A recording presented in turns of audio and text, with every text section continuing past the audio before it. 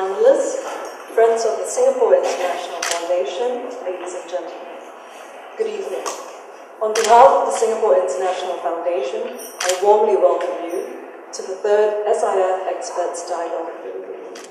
Let me begin with a word of thanks to Singapore International Foundation for organizing this dialogue and giving us this opportunity to meet and to share experiences with you. So, I'm just wondering whether, does anyone have anything to like to share the barriers of immigration in Singapore?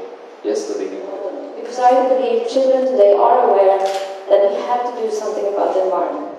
We want them to be well aware of the impact of human activities on the environment. My overall experience has been that integration the barriers to integration are almost entirely emotional. What I'd love to see is expats taking responsibility for an issue. It's all very good to raise ideas, but what we need is to people to actually stand up and say, I'm going to take ownership of this issue and I'm going to do something about it. Recycling program of our company first.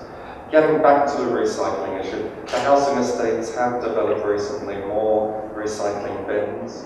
I'm more concerned about people who have difficulties finding their own now. Like people come to the country and say, because we are all humans, and no matter where we live in the world, we all tend to separate ourselves from one another and give reasons why we're not happy. I have found the experience of integrating into Singapore a very smooth one.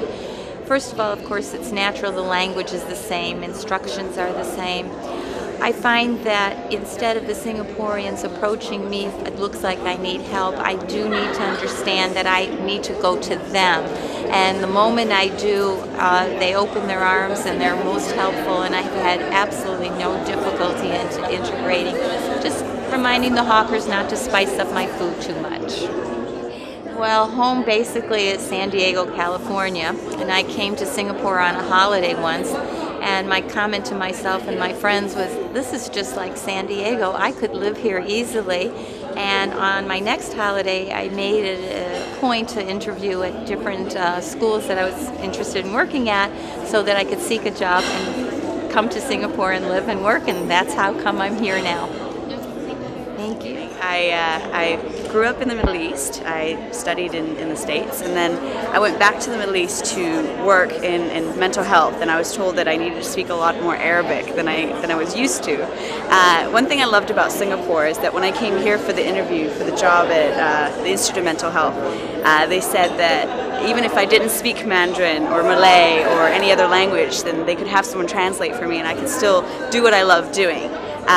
I absolutely love this job because I come into contact with so many different cultures and religions, and what Singapore really is about is different people coming together. I've got friends that are expat, I've got friends that are local.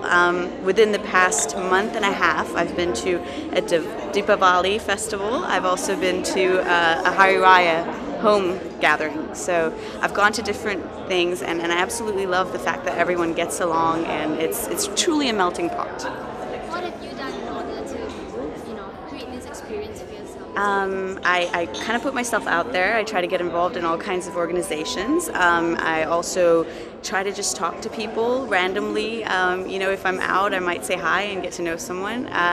And even the cab drivers, they have a wealth of knowledge. If you ask them where's the best restaurant for chicken rice or something, they'll take you. And I heard about Dover Road